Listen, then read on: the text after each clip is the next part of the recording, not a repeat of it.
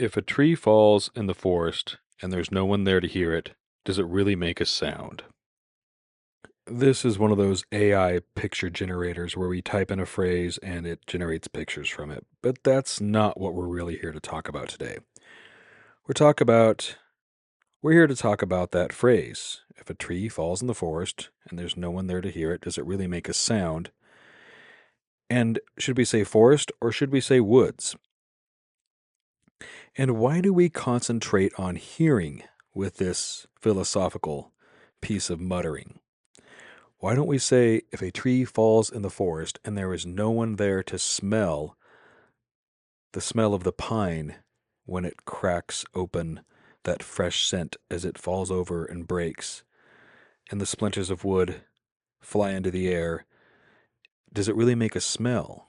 Or do we say if a tree falls in the forest and there's no one there to see it, do the photons of light from that tree falling get cast out to land in somebody's eyes? Does it really cast any light or does it really fall at all? And so that's where, and if what if somebody is nose blind, if they can't smell? And why would we immediately, when we say somebody's nose blind, why would we immediately go to sight? Why would we say why if they're nose deaf?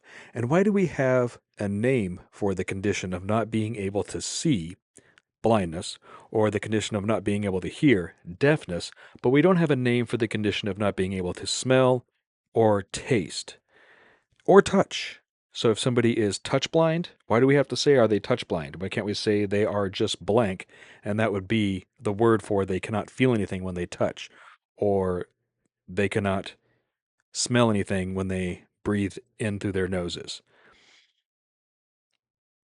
And why do we really only think about these five senses and we never list off all of the other senses that people have? There's actually like 11 senses that people have, like balance and proprioception and a whole bunch of it. Just look it up. I don't have to list them for you.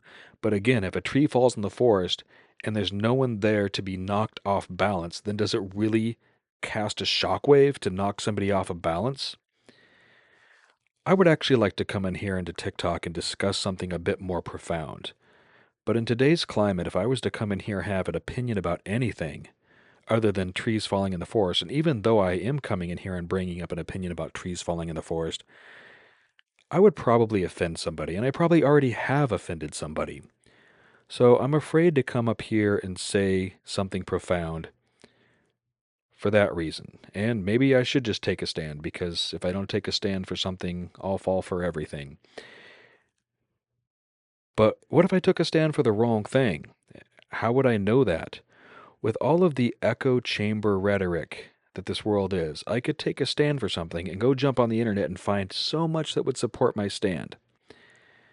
And I would feel like I was right, even if I was totally wrong.